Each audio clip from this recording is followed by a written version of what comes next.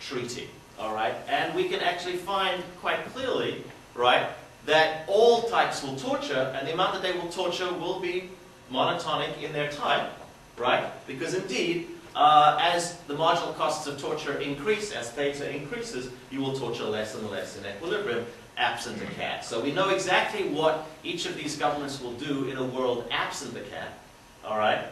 But we know that everybody tortures, okay?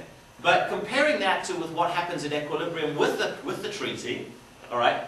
What we'll find out is the types that sign the treaty in equilibrium are the worst torturers. So we know that ex ante, the worst torturers are the ones that will sign the treaty, right? Okay, which is indeed exactly consistent with the predictions with the empirical regularities that Ona Hathaway identified in her 2007 paper. The worst torturers will in fact be the ones that sign this agreement in the separating equilibrium. Yeah. In this case, are the worst torturers the ones who have the lowest cost of torture? Absolutely. And then could you run through one more time what they might consist of? The cost of torture? What is the cost of torture? Yeah, I mean, what kind of factors? What kind of factors? I presume you're not really talking about the bonfire or that kind of. Well, I mean, at the very least, right? I mean, you know, I grew up in South Africa during the apartheid period, right? And the apartheid security apparatus was not cheap. Okay, all right. There were prisons, and there were guards, and there were people, and they were nasty, and they were getting paid lots of money. And there's no question in my mind that even if you're an avid torturer, in order to do it systematically and in order to convey the threat that you are serious, hardcore, that requires institutional structure that isn't cheap. Yeah, so this would include police force Absolutely. and all like that. Absolutely. Yeah, absolutely. All right. Okay. Yeah, those special branch cops that used to sit in the unmarked car on the corner of my block, they didn't come cheap. You know? All right. Okay. So what we will see, therefore, is that the worst torturers are the ones that sign. The less bad torturers are the ones that don't sign. Okay. And we can also see that if you do sign, you will reduce the amount of torture that you engage in. But I can't tell you, because the model isn't quite rich enough, as to whether those non-signers torture more or less in a world with or without the cat. The result is ambiguous on that question. Which means that I can't say whether or not the world is better off, simply in terms of the levels of torture that happen total, in a world with the cat as opposed to a world without the cat. Okay? All right. Okay. The second point that we can make is that once the levels of effort by the players are determined, once the level of torture is determined and the level of opposition effort is determined, we know what the equilibrium probability of survival is going to be. Okay? And we have an explicit statement of the probabilities of survival in office, and we can distinguish between those that have signed and those that don't sign. All right? And of course, it's going to be a function of the type in each case. But what we can see directly, simply by comparing the probabilities of survival between signers and non-signers, is that indeed, in equilibrium, signatories are going to survive in office with a higher probability than non-signatories. And I think by now I've hammered the intuition into you, I think, pretty darn clearly. Do I need to go through it again? We're good? Okay. All right. Okay. All right. So what we'd like to do is we'd like to think about how we might bring some of these findings to the data.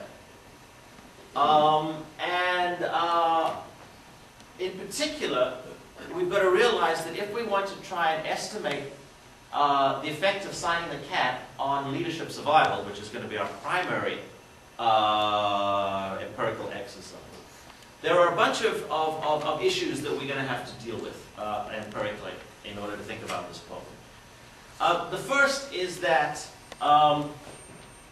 we want to show that what we really want to show is that there is an endogenous selection into the tree. In fact, that's our point. Okay? So we can't treat signers and non-signers in some ways the same in our data set, right? In fact, we're making the point that there is a specific selection effect, that is, low-cost governments, low-cost torturers, are the ones that indeed are more likely to sign. And it is exactly those types of governments that will survive in office much, much longer. But there's a second effect that is driving the result, right, which is this opposition effort on seeing that the government has signed the agreement. And we call that the information effect. So there's a selection effect and there's an information effect, both of which are going to be affecting the government's survival probabilities. What we want to make clear, and this is crucial, we're not saying that the cat causes authoritarian governments to survive in office longer. All right? We're not saying that. So we're not making a causal argument.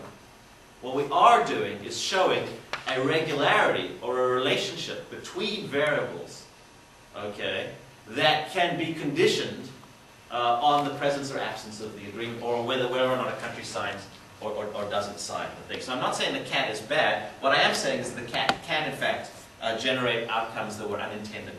All right?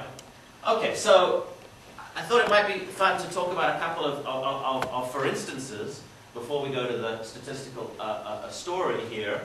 Consider the case of Chad, which signed the CAT in 1995. The Deby regime was facing a rather significant armed opposition at the time, and they did indeed engage in repression and torture, at which point the government adopted a new constitution that advanced sweeping powers to the presidency, was adopted the following year. Elections occurred, and the incumbent was indeed returned to power. So after signing the CAT, so they signed the CAT. Lots of torture was going on at the time. They managed to restructure government in a way that returns the incumbent to power. And in fact, torture levels do decline in the following year, and the opposition ended their insurgency the year after that. So in some sense, there's a story that's very consistent with our claim that indeed the CAT signaled some crucial information to the domestic opposition that both secured the government's place in power and reduced domestic opposition. Uganda, the Museveni regime, signed the CAT in the year it took power, still in power, right? Sierra Leone signed in 1985, immediately before Stevens handed over control to his chosen successor, Momo. The signing was again a signal to the domestic opposition that they shouldn't engage in any destabilizing behavior at the time of the transition, because look how tough we are. And so there are a couple of stories that are sort of very similar or consistent to the theory, but what we really want to do is provide some large-end statistical analysis to see if indeed the results stand up. So we're going to empirically test Proposition 3, which is that signatories of the CAT survive in office with higher probabilities than non-signatories. We're going to use both single and multiple record Cox survival analysis, where we're going to be essentially testing whether or not signing the CAT at time t reduces the hazard rate of a regime in the following year. And hopefully what we'll be able to show is that indeed signatory regimes have lower hazard rates of regime failure than observationally equivalent non-signatories. So we're going to use data drawn from a variety of sources. We've got CAT accession data and torture levels from Jim Vreeland's work. We've got regime characteristics from Gandhi and Jaworski. We've got survival times of the regime from the Archigos data set.